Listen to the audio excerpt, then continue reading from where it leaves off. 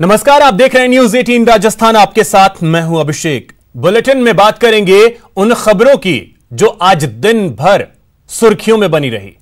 पहले बात होगी बीजेपी की, जिसने कांग्रेस के खिलाफ आज ब्लैक पेपर जारी किया। फिर बात होगी बेईमानों की, जिन पर एसीबी ने शिकंजा कसा। इसके अलावा बात होगी शुद्ध के लिए युद्ध की। वहीं आपको दिखाएंगे कहां टूरिज्म अनलॉक हुआ। निगम के ऋण के लिए सियासत उफान पर है। बीजेपी लगातार सरकार को घेरने में जुटी है। इसी सिलसिले में आज बीजेपी ने गहलोत सरकार के खिलाफ ब्लैक पेपर जारी किया। इस दौरान जयपुर बीजेपी ऑफिस में प्रदेश अध्यक्ष सतीश पूनिया, केंद्रीय मंत्री अर्जुन राम मेघवाल समेत कई दिग्गज मौजूद रहे। पूनिया ने कहा कि इस ब्लैक पेपर जारी के जरिए पार्टी कांग्रेस सरकार के झूठे वादों को लोगों के सामने उजागर करेगी। साथ ही निगम के ऋण में बीजेपी की जीत का दावा भी किया। पूनिया ने कहा कि शहरों में कांग्रेस का जनाधार नहीं है। वहीं केंद्रीय मंत्री अर्जुन राम मेघवाल ने बिगड़ी कानून व्यवस्था को लेकर सरकार को घेरा।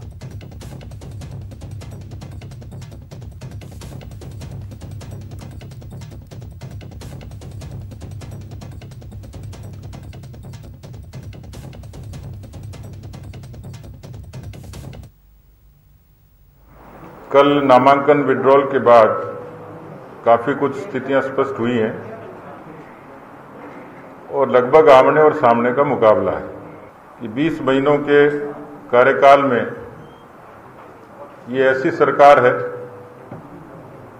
जो अराजकता के लिए, भ्रष्टाचार के लिए, कुप्रबंधन के लिए हमेशा याद की जाएगी कि इतने कम समय में जिन्होंने इतना नाम कमा लिया। हम लोग पहले से तैयार थे, पर शायद सरकार तैयार नहीं थी, क्योंकि उनको ये आशंका थी कि शहरी जनता का मिजाज उनके पक्ष में नहीं है। पूरे कोरोना के कालखंड में जयपुर हॉटस्पॉट बना रहा और सरकार आंकड़ों से खेलती रही। कुल मिलाकर अव्यवस्थाओं का आलम है। तो जिस तरीके से पूरे प्रदेश व्यापी 20 महीने की सरकार की विफलताएं एक बड़ा मुद्दा है हमारे लिए, और इसलिए शहरों के साथ भी इस सरकार ने न्याय नहीं किया। और कानून व्यवस्था इतनी चौपट हो गई है कि अपराधियों में भय नाम की कोई चीज ही नहीं है। जयपुर में इतने चैन तोड़ने की घटनाएं हो रही है महिलाओं के साथ। ये जो शहरी जनजीवन अस्त व्यस्त हुआ है पिछले 20 महीनों में, यही हमने इसका उल्लेख इस कच्चे चिट्ठे में किया है कांग्रेस के। दूसरा, जो सरकारी योजनाएं थी, चाहे स्मार्ट सिटी प्लान हो, चाहे अमृत योजना का पैसा हो, चाहे आरयूआईडीपी का पैसा हो, उसको उन्होंने डाइवर्जन किया है। आप देखिए कि स्मार्ट सिटी का पैसा तो पूरा ही डाइवर्ट कर दिया इन्होंने, उसको बंद ही कर दिया। ऐसे बहुत से प्लान जो भारतीय जनता पार्टी के समय आए थे सुशासन के नाम पे, और हमने सुशासन दिया भी था, उसको उन्होंने बंद कर दिया। वहीं जोधपुर में भी मोदी सरकार के मंत्री गजेंद्र सिंह शेखावत ने गहलोत सरकार पर सीधा हमला बोला। जिस तरह के वादे राजस्थान की जनता के साथ में किए गए थे, उनमें से शायद ही कोई एक वादा होगा जिस पर कांग्रेस की सरकार खरी उतरी है या कायम रही होगी। 10 दिन में कर्जा माफी होगी, ऐसी घोषणा करके किसानों को लुभाने वाले 24 महीने लगभग बीत जाने के बाद भी किसान का दर्द समझ नहीं पाए, देख नहीं पाए।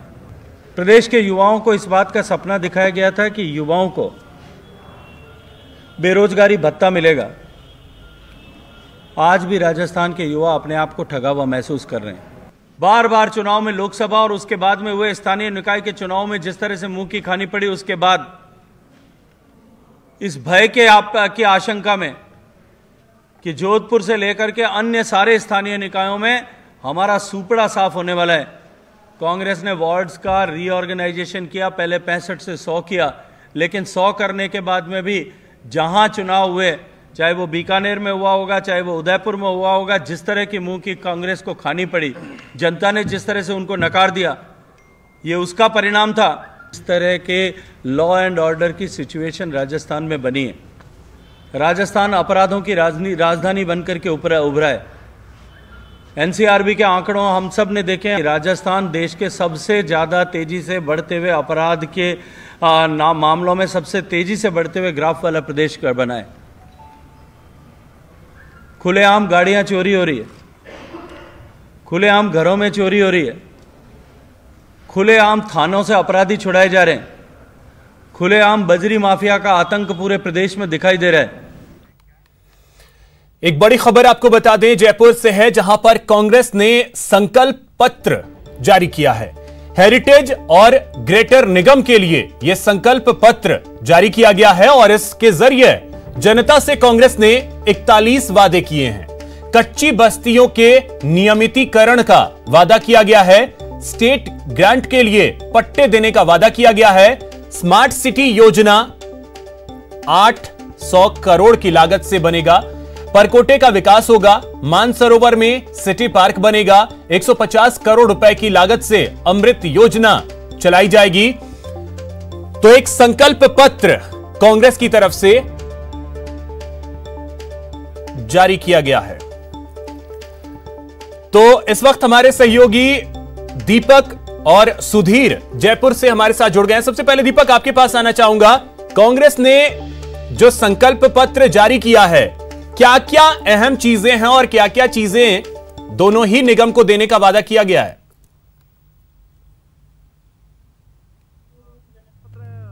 जारी किया गया है कांग्रेस पार्टी की तरफ से। और यदि मोटे तौर पर देखा जाए, यदि शहर के लिहाज से देखा जाए, नगरीय निकायों के लिहाज से देखा जाए, तो जो वेस्ट टू एनर्जी का प्लांट लगाने की घोषणा है वो संकल्प रखा गया है, जिसमें कि 10 मेगावाट बिजली बन सकेगी। इसके अलावा दहलावास में 278 करोड़ रुपए की लागत से 90 MLD क्षमता के नए STP के निर्माण की बात यहाँ पर की गई है। सड़कों के किनारे और चौराहों पर मिल्क बूथ की स्थापना करने की बात की गई है। तक पहले भी जो बूथ थे वो दिए जाते थे, लेकिन उसमें दिक्कत ये थी कि भी हाईकोर्ट का जो एक तरीके से रोक है वो इसमें लगी हुई है। तो ऐसे में अब आने वाला निकाय या नगर निगम जो है वो किस तरीके से हाईकोर्ट की रोक को हटवा पाएगा, हाईकोर्ट पे किस तरीके से पैरवी कर पाएगा, ये अपने आप में बड़ा सवाल होगा। इसके अलावा बात की जाए तो वेंडिंग जोन के निर्धारण और उनके विकास की बात की गई है। वेंडिंग जोन के लंबे समय से स्ट्रीट वेंडर्स को उनके लिए एक नए जोन के निर्धारण की बातें की जाती थी, लेकिन अभी तक हो नहीं पाया। पिछले कई सालों से, चाहे वो दोनों ही पार्टियों की सरकारें रही हो, वो नहीं कर पाई। अभी महज कुछ एक वार्ड्स में जो वेंडिंग जोन है वो तय किया गया है। इसके अलावा बात की जाए तो जो स्ट्रीट लाइट्स की व्यवस्था है नगर निगम के अलग अलग जो वार्ड्स हैं, क्योंकि अब 91 से बढ़कर 250 वार्ड हो गए हैं दोनों निकायों के अंदर, तो ऐसे में उनमें स्ट्रीट लाइट्स बेहतर करने की बात है। 150 करोड़ रुपए की लागत से अमृत योजना के शुभारंभ करने की बात है। तो ये ऐसे कुछ एक विकास है जो यहाँ पर बात करने की, विकास की बात की गई है। हालांकि बहुत सारी जो घोषणा है वो पहले से जिनकी घोषणा हो चुकी थी उनकी बात भी इस संकल्प पत्र में की गई है, या फिर जिन योजनाओं का काम चल रहा है उनकी बात भी की गई है। परकोटे के विकास की बात की गई है। स्मार्ट सिटी योजना में 800 करोड़ रुपए की लागत से शहर में विकास कार्यों की बात है। इसके अलावा शहर में नई इलेक्ट्रिक बसों के संचालन की बात भी यहाँ पर की गई है। जो नए जोन कार्यालय बनाए गए हैं, चूंकि 2 नगर निगम बने हैं, तो ऐसे में जोन कार्यालयों का निर्धारण भी नए तरीके से किया गया है। चलिए, तो ये अहम चीजें हैं और खास करके 41 वादे जो हैं वो किए गए हैं। उसके जरिए कांग्रेस जयपुर निगम की चुनावी बेहतरनी को पार करने की कोशिश में है। अब सुधीर, अगर मैं आपसे समझूं, बीजेपी ने ब्लैक पेपर जारी किया है, तो क्या बीजेपी ब्लैक पेपर के जरिए ही चुनावी बेहतरनी पार करने की कोशिश में लगी है? अपने वादे तो गिनाए नहीं कि आगे वो क्या करने वाली है? कल पत्र जारी किया है तो बीजेपी ने पहले सरकार पर निशाना साधा है और सरकार के जो 20 महीने के कामकाज है उसको लेकर उन्होंने मुद्दा बनाया है फिलहाल। लेकिन उनका विजन डॉक्यूमेंट क्या होगा उसको लेकर अब वो जारी करेंगे, क्योंकि आज कांग्रेस के खिलाफ उन्होंने पूरा एक 20 महीने का जो कालखंड रहा है उस कालखंड में उनके क्या क्या और किस किस तरह से योजनाएं बंद करने का जो आरोप लगाया उसका एक ब्लैक पेपर जारी किया। अब चूंकि आती है कि अगर ये 3 शहरों के 6 नगर निगमों के जो चुनाव होंगे उसमें वो क्या करेंगे, उसके लिए उनकी तैयारी चल रही है। आगामी 1 से 2 दिनों के अंदर, यानी अगले वीक तक वो विजन डॉक्यूमेंट के नाम से, दृष्टि पत्र के नाम से बीजेपी भी जारी करेगी। क्योंकि अगर इन चुनावों को देखा जाए तो सरकार के लिए इन चुनावों को जितना महत्वपूर्ण है, उसी तरह से बीजेपी भी ये चाहती है कि सरकार के खिलाफ हम 20 महीने के कामकाज को लेकर जाएं इन 3 शहरों के जनता के पास, ताकि उनके जो प्रत्याशी जीत के आए उनका बोर्ड बने, उनका मेयर बने। तो ये एक तरह से कह सकते हैं कि राजनीतिक वर्चस्व की ये लड़ाई है, जिसमें मौजूदा सरकार की नाक लगी है, तो दूसरी ओर बीजेपी भी अपनी नाक लगाना चाहती है कि कौन कितने पानी में ये तय हो जाए। इसलिए आज ये ब्लैक पेपर जारी किया गया और अब आने वाले दिनों में दृष्टि पत्र, विजन डॉक्यूमेंट बीजेपी जारी करेगी। उसमें ये बताने की कोशिश करेगी हम अमुक काम करने के वादे कर रहे हैं। बिल्कुल, क्योंकि अब इंतजार इस चीज का रहेगा कि वो पत्र कब तक बीजेपी जारी करती है। लेकिन एक चीज दीपक, मैं आपसे अगर समझूं, क्या कांग्रेस इस तरीके से भी इस चुनाव को देख रही है कि 20 महीने का जो सरकार का कार्यकाल रहा है उसे इन 6 निगमों में रेफरेंडम के तौर पर कांग्रेस ले रही है? देखिए अभिषेक, निश्चित तौर पर कांग्रेस पार्टी वो तमाम कामों का जिक्र भी कांग्रेस पार्टी ने किया है जो कि सरकार अभी फिलहाल कर रही है, या फिर जो एक तरीके से प्रक्रियाधीन है, तो ऐसे में या फिर उनकी निर्माण कार्य चल रहा है, ऐसी कोई योजना है, तो उनका जिक्र भी यहाँ पर किया। क्योंकि जिस तरीके से हमारे वरिष्ठ सहयोगी सुधीर शर्मा भी अभी बता रहे थे कि सरकार के सामने भी बड़ी चुनौती थी कि उसने जो 20 महीने में काम किया उसका यहाँ पर एक तरीके से ये उसकी अग्नि परीक्षा इसे माना जा सकता है। क्योंकि विधानसभा चुनाव के महज 2-3 महीने बाद में, 4 महीने बाद में लोकसभा के चुनाव उसमें कोई ज्यादा फर्क नजर नहीं आता, लेकिन क्योंकि निकाय चुनाव है, निकाय चुनाव में सरकार के 20 महीने के कार्यकाल को भी पूरी तरीके से जनता आंकेगी और उन्हीं आंकने के आधार पर यहाँ पर वोट देगी। स्थानीय मुद्दे तो यहाँ पर होंगे ही, लेकिन उसी को लेकर जो सरकार है वो पूरी तरीके से कमर कसेब है, कांग्रेस पार्टी कमर कसेब है। और कांग्रेस पार्टी यही चाहती है कि हमारा जो 20 महीने का कार्यकाल जो हमने किया है काम, उसको बेहतर तरीके से जनता के सामने रखा जा सके, नई घोषणाएं की जा सके। और आपने देखा होगा कि अभी फिलहाल 2 अक्टूबर को जिस तरीके से कांग्रेस पार्टी ने बिल्कुल दीपक, तो अब देखना अहम होगा क्योंकि अब गेंद जो है वो जनता के पाले में है। फिलहाल बहुत शुक्रिया आपका और सुधीर का भी बहुत बहुत शुक्रिया इन तमाम जानकारियों के लिए। तो नगर निगम के रण में जयपुर के वार्ड नंबर 60 की सियासी लड़ाई रोचक हो गई है। कैसे, देखिए इस रिपोर्ट में।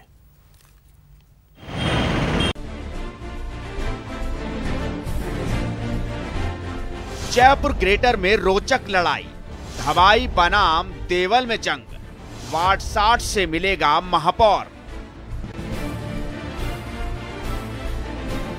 पिंक सिटी समेत प्रदेश के 3 शहरों में पार्षद पदों के लिए जोर आजमाइश जारी है, लेकिन इन पार्षदों में से कौन बनेंगे शहर के महापौर, इसका भी काउंटडाउन साथ साथ चल रहा है। हालांकि कांग्रेस और बीजेपी की ओर से महापौर प्रत्याशी को लेकर कोई औपचारिक ऐलान नहीं किया गया, मगर ग्रेटर के वार्ड नंबर 60 से बीजेपी प्रत्याशी और उनके समर्थक मेयर उम्मीदवार के तौर पर वोट मांग रहे हैं। इससे हमारे लिए क्या सौभाग्य की बात होगी कि हमारे वार्ड से मेयर बन करके जाएगा। अच्छा, सारी समस्या मुझे पता है, वैसे मैं ही करती थी नगर निगम के सारे का। ये आप जो देख रहे हैं ना, ये सारी ये सब मेरी बनाई हुई है। ये तो कॉलोनी वासी तो वो ज्यादा कहे ज्यादा बेटर है कि बहुत खुशी में फूले समाई नहीं रहे वो कि हमारे ये मौका मिला है कि अब जो हमने जयपुर में जो काम करा है वो सब जानता है, जयपुर की बच्चा जानता है। वहीं दूसरी ओर कांग्रेस ने पृथ्वीराज नगर संघर्ष समिति की कमान संभालने वाले घनश्याम सिंह की पत्नी किरण देवल को शील धाबाई के सामने अपना प्रत्याशी बनाया है। बताया जा रहा है कि घनश्याम सिंह स्थानीय विधायक और मंत्री लालचंद कटारिया के करीबी हैं। पहले चर्चा थी कि लालचंद कटारिया पारिवारिक सदस्य रेखा कटारिया को मैदान में उतारेंगे, मगर शील धाबाई के सामने उन्होंने किरण देवल पर दांव खेला है। प्राथमिकता होती है वो अपने ही वार्ड से शुरू करते हैं हम, और अगर वहाँ सब काम होंगे, सारी जनता अगर खुश होगी, तो बस मेरी यही है इच्छा कि सब लोग जो है आपस में मनमुटाव हो रहे हैं सबके, तो सबके कचरों और पानी की जो सब समस्याएं खत्म हो, सब आपस में प्यार से रहे, सब मिलजुल के और सारा काम करें, ताकि हमारा जो वार्ड नंबर 60 है ऐसा चमके। और रियली में जो कहते हैं ना हेरिटेज सिटी हमारी, मैं अपने वार्ड को ऐसा बनाना चाहती हूँ कि एक अलग ही पहचान हो जितने भी वार्ड से उसमें, कि रियल में यहाँ कुछ काम किया और मैं करना चाहती हूँ दिल से। दोनों ही प्रत्याशियों के अपने अपने दांव हैं, मगर जनता किसके सिर पर पार्षद की जीत का सेहरा बांधेगी, ये तो आने वाला वक्त ही बताएगा। न्यूज़ 18 के लिए जयपुर से लवली वाधवा की रिपोर्ट। 40 साल तक पार्टी की सेवा करने वाले एक बीजेपी नेता के साथ जब पार्टी ने इंसाफ नहीं किया तो नेताजी ने नाराजगी में पार्टी छोड़ दी और विरोधी खेमे में शामिल हो गए। हम बात कर रहे हैं कोटा के बीजेपी नेता सतीश गोपलानी की, जिनकी पत्नी को बीजेपी ने टिकट नहीं दिया तो सिंधी समाज से ताल्लुक रखने वाले गोपलानी बीजेपी छोड़कर कांग्रेस में शामिल हो गए। अब गोपलानी कांग्रेस उम्मीदवार के प्रचार अभियान में मुस्तैदी से जुट गए हैं। गोपलानी ने बीजेपी पर टिकट बंटवारे में सिंधी समाज की अनदेखी करने का आरोप लगाया है। सबसे कारण बड़ा तो ये रहा कि भारतीय जनता पार्टी के कार्यकर्ताओं की भयंकर उपेक्षा हो रही है। माननीय सांसद महोदय भले बड़ी कुर्सी पे पहुंच गए तब से कार्यकर्ताओं को मेरा ऐसा लग रहा है कि उपेक्षा की जा रही है। और सबसे बड़ा दर्द ये रहा कि मेरे को 2 बजे घर से बुला के मेरी पत्नी का सिंधी कॉलोनी से नामांकन भराया गया कि हम 2 बजे के बाद 3 बजे तक सिंबल देने चेंज किया जाएगा, और मेरे को धोखे में रखा। और बाद में अध्यक्ष महोदय ने सुबह भास्कर में स्टेटमेंट पढ़ा कि उन्होंने मेरे को डमी कैंडिडेट घोषित किया है। कोचिंग सिटी कोटा में बीजेपी के 2 वरिष्ठ पार्षदों की जोड़ी शोले फिल्म की जय वीरू की जोड़ी के नाम से जानी जाती है। एक बार फिर वे लोगों को दोस्ती का पाठ पढ़ा रहे हैं और साथ ही निगम चुनाव का प्रचार पीपीई किट पहनकर एक अलग अंदाज में कर रहे हैं और लोगों को कोरोना को लेकर जागरूक करने के साथ ही उन्हें बचने की भी सलाह दे रहे हैं। दोनों की दोस्ती ऐसी है कि एक दूसरे के वार्ड में जाकर एक दूसरे के लिए वोट मांग रहे हैं। निगम चुनाव में कोटा के जय वीरू कैसे अनूठा प्रचार कर रहे हैं और लोगों को आकर्षित कर रहे हैं, उनसे बात की हमारे सहयोगी शाकिर अली ने। कहते हैं राजनीति में कोई स्थायी दोस्त और दुश्मन नहीं होता, लेकिन कोटा में ये पंक्ति जो है झूठी साबित हो रही है। और पिछले कई सालों से कोटा के 2 वरिष्ठ पार्षद, इनको अगर अपन शोले फिल्म का जय वीरू कहें तो अतिशयोक्ति नहीं होगी। दोनों जो है पक्के दोस्त होने के साथ साथ कोटा के वरिष्ठ पार्षद भी हैं और एक दूसरे के वार्डों में जब ये पहुंचते हैं प्रचार करने के लिए तो खुद ब खुद जनता घरों से बाहर निकल जाती है। और क्योंकि कई सालों से ये इस इलाके से चुनाव लड़ रहे हैं और चुनाव लड़ने का और प्रचार करने का तरीका आप देख सकते हैं कि किस तरह से कोरोना के चलते अब इन्होंने एक अनूठा तरीका निकाला है। आज पीपी किट में ये पहन करके लोगों के बीच निकले हैं। सिर्फ इनको वार्ड नंबर बताना है क्योंकि क्षेत्र की जनता इनको लंबे वक्त से जानती है। और दोनों गोपाल राम मंडा और विवेक राजवंशी वार्ड नंबर 71 और 78 से चुनाव लड़ रहे हैं। कोई भी किसी के भी वार्ड में जाकर प्रचार कर देता है, यानी ये भी कोई गारंटी नहीं है कि गोपाल राम मंडा के वार्ड में अगर विवेक राजवंशी जाकर के प्रचार कर देते हैं तो गोपाल राम मंडा का प्रचार हो जाता है, और विवेक राजवंशी के वार्ड में गोपाल राम मंडा पहुंच जाते हैं तो विवेक राजवंशी का प्रचार हो जाता है। हम दोनों भाई की तरह हैं, 2 जिस्म एक जान है। राजनीति में लोग जो है एक दूसरे की टांग खींचते हैं, हम दोनों एक दूसरे का तन मन से सहयोग करके और 2 भाई की तरह काम करते हैं और इससे हमारी ताकत बढ़ती है दोनों की एक दूसरे के क्षेत्र में, और जनता का प्रेम जो हमारे साथ विशेष रूप से बढ़ता है। महापौर के भी दावेदार है दोनों में से किसी एक पर अगर नाम मोहर लगी या एक के सहयोग बना तो फिर क्या रहेगा? विवेक राजवंशी सर्वमान्य है और इनके नाम पे ही मोहर लगनी चाहिए और इनके साथ है बिल्कुल तन मन धन से। कभी मेरे को प्रोजेक्ट भी नहीं किया महापौर के लिए, सिर्फ और सिर्फ विवेक राजवंशी को प्रोजेक्ट। कैमरा पर्सन मुकेश शाकेवाल के साथ शाकिर अली, न्यूज़ 18 कोटा। जोधपुर में नगर निगम चुनाव प्रचार में दिलचस्प नजारा देखने को मिल रहा है। इस बार चुनावी रण में साफा का टशन जोरों पर है। यहां महिला प्रत्याशी भी साफा पहने नजर आ रही हैं। शहर के वार्ड नंबर 50 में कांग्रेस प्रत्याशी साफा पहनकर लोगों से वोट डालने की अपील कर रही हैं। आप अपने टीवी स्क्रीन पर देख सकते हैं कैसे प्रत्याशी सर पर कांग्रेसी रंग की पगड़ी और मुंह पर कांग्रेसी चिन्ह का मास्क लगाकर टशन दिखा रहे हैं। मौके पर महिला प्रत्याशी उपासना सिंह भाटी ने बताया कि पगड़ी जोधपुर की आन बान शान है और ऐसे में उनके समर्थक पगड़ी पहनकर प्रचार कर अपने आप को गौरवान्वित महसूस कर रहे हैं।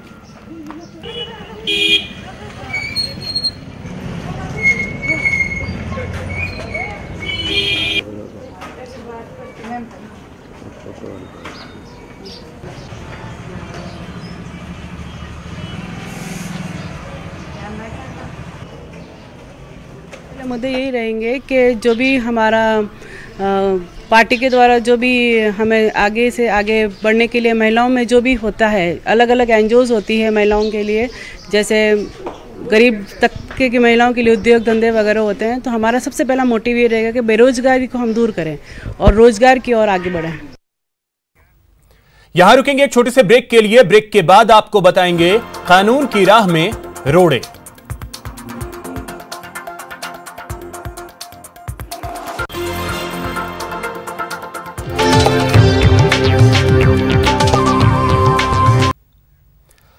ब्रेक के बाद आपका स्वागत है। अशोक गहलोत सरकार केंद्रीय कृषि कानून के जगह खुद का कृषि विधेयक लाकर कानून बनाने की कवायद में जुटी है, लेकिन इस प्रक्रिया में सरकार के सामने कई व्यावहारिक और कानूनी बाधाएं हैं। बड़ा सवाल यह है कि क्या राज्य सरकार नए कानून बनाने में सफल हो पाएगी? किसान को किसान रहने देंगे, उसको मजदूर नहीं बनने देंगे, और उसकी कल्याण के लिए जो भी राज्य सरकारें, कांग्रेस, इन सब चीजों के लिए हम कानून लेकर के आएंगे। राजस्थान की गहलोत सरकार केंद्रीय कृषि कानून की काट निकालने के लिए पंजाब की तर्ज पर राज्य का अपना कृषि कानून बनाने की कवायद में जुट गई है और इसके लिए जल्द ही विधानसभा का विशेष सत्र बुलाने जा रही है। साथ ही ड्राफ्ट की तैयारी में भी जुट गई है, जिसमें केंद्रीय कानून में एमएसपी पर खरीद का प्रावधान नहीं है। राज्य सरकार अपने कानून में विधेयक लाकर इसका प्रावधान करेगी। एमएसपी पर खरीद का राज्य सरकार कानून में तो प्रावधान कर रही है, लेकिन व्यवहारिक दिक्कत ये है कि राज्य सरकार के सामने इसके लिए बजट की व्यवस्था करना बड़ी चुनौती होगी, क्योंकि अभी केंद्र सरकार ही एमएसपी पर खरीद करने का पैसा देती है। राज्य सरकार कृषि जिन्सों पर स्टॉक सीमा का भी प्रावधान करेगी, यानी तय सीमा से ज्यादा कोई भी अनाज का स्टॉक नहीं कर सकेगा। राज्य सरकार संविदा खेती के तहत भी एमएसपी का राइडर जोड़ेगी। मतलब ये कि किसान की जमीन पर संविदा खेती करने वाली कंपनी या व्यक्ति को कम से कम एमएसपी जितनी रकम किसान को देनी होगी। ये प्रावधान भी केंद्र के कानून में नहीं है। नए केंद्रीय कानून में किसान और व्यापारी में विवाद होने पर एसडीएम या कलेक्टर के पास अपील का प्रावधान है, लेकिन किसान के लिए सिविल कोर्ट जाने का प्रावधान नहीं है। लेकिन राज्य सरकार अपने कानून में किसान को सिविल कोर्ट जाने का अधिकार देगी। किसानों के अधिकार सुरक्षित करने के लिए मंडी व्यवस्था को कायम करेगी। वहीं दूसरी ओर कानून को पास करवाने में राज्य सरकार पर आने वाली व्यवहारिक बाधाओं की बात करें तो विधेयक को राज्यपाल की मंजूरी के लिए भेजना होगा। राज्यपाल ने मंजूरी दे दी, उसके बाद राष्ट्रपति को भेजना होगा। राष्ट्रपति के यहां से मंजूरी मिलना आसान नहीं होगा। राष्ट्रपति को ऐसे विधेयकों को मंजूरी देने के लिए कोई समय सीमा नहीं है। राष्ट्रपति चाहे तो इन विधेयकों को मंजूरी देने से इनकार कर सकते हैं। विधेयकों पर कई तरह के क्वेरीज करते हुए राज्य को फिर लौटा सकते हैं। विधेयक में इन अड़चनों के बाद राज्य सरकार के पास सुप्रीम कोर्ट जाने के अलावा कोई विकल्प नहीं बचेगा, लेकिन राज्य सरकार को सुप्रीम कोर्ट से राहत ही मिले इसकी भी कोई गारंटी नहीं है। कई अड़चने हैं, लेकिन राज्य केंद्र का कृषि कानून बाईपास कर अपना कृषि कानून लाने का मन बना चुका है। न्यूज़ 18 के लिए गोवर्धन चौधरी की रिपोर्ट। कृषि कानून को लेकर घमासान जारी है। प्रदेश में कृषि बिल के खिलाफ विधेयक लाने के मामले में बीजेपी प्रदेश अध्यक्ष सतीश पूनिया ने कहा कि बिल की कोई संवैधानिक मान्यता नहीं होगी, तो वहीं केंद्रीय मंत्री अर्जुन राम मेघवाल ने कहा कि ना ही मंडियां बंद होंगी और ना ही एमएसपी। विधेयक आए ये या तो केंद्र की सूची से आए या समवर्ती सूची के उस दायरे में आए। मुझे लगता है कि यदि उस पृष्ठभूमि में जाएंगे तो 2019 का कांग्रेस का मैनिफेस्टो, उससे पहले हरियाणा, पंजाब, मध्य प्रदेश, महाराष्ट्र, कर्नाटक, इन सरकारों में इसी एपीएमसी, इसी तरीके से ओपन मार्केट, इन सब मुद्दों पर चर्चा हो चुकी थी। 2019 के उस मैनिफेस्टो से यू टर्न लेना ये आश्चर्यजनक था। और आर्टिकल 301 स्पष्ट कहता है कि केंद्र को कानून बनाने का अधिकार है। तो अब जब यहां रुकेंगे एक छोटे से ब्रेक के लिए। ब्रेक के बाद देखिए शुद्ध के लिए युद्ध।